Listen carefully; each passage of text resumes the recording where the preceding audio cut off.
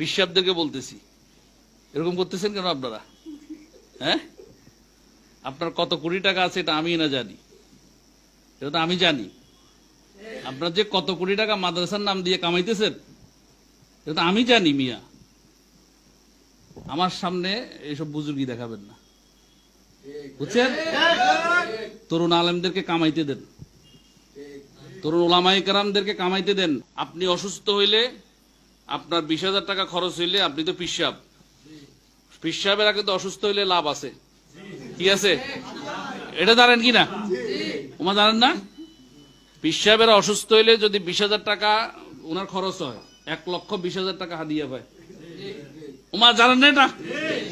ওরে আল্লাহ, এটা বুঝে, এটা জানেন না বুঝি, তাই না? আপনারা জানেন তো? আমার কাছে বহু প্রমাণ আছে। পিসাব হুজুর ঢাকা আসি কি হয়েছে, ভর্তি হয়েছে। পিসাবের মুরিদেরা, ছাত্ররা, মোতাল্লেকিন, মুহিব্বিনেরা বিকাশের, নগদে, ব্যাংকে ডিরেক্ট যা পাচ্ছে তা দিছে। আয় হায়, এক পিসাবের 16 লাখ টাকা উঠছে। কত লাখ? 16 লক্ষ টাকা। এটা আমাদের, এটা আলেমদের শান, এটা সমালোচনা নয় তো।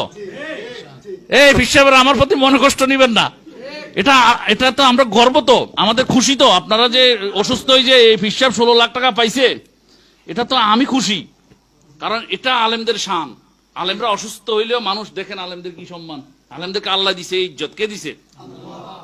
তো সমস্যা হয়েছে এই জায়গায়, আপনি 25 লাখ টাকার প্রিমিয়াম সরিয়া, আপনি এসির নিচে কন্টিনিউ থাকিয়া, আপনি গুলশানে রাখছেন প্লট, বারিদারে রাখছেন, ওল্ড ইউএইচএস এ রাখছেন, আপনি মিরপুরে রাখছেন, আপনি অমুক সমুক জায়গায় আপনার প্লট আর ফ্ল্যাটে ভরপুর।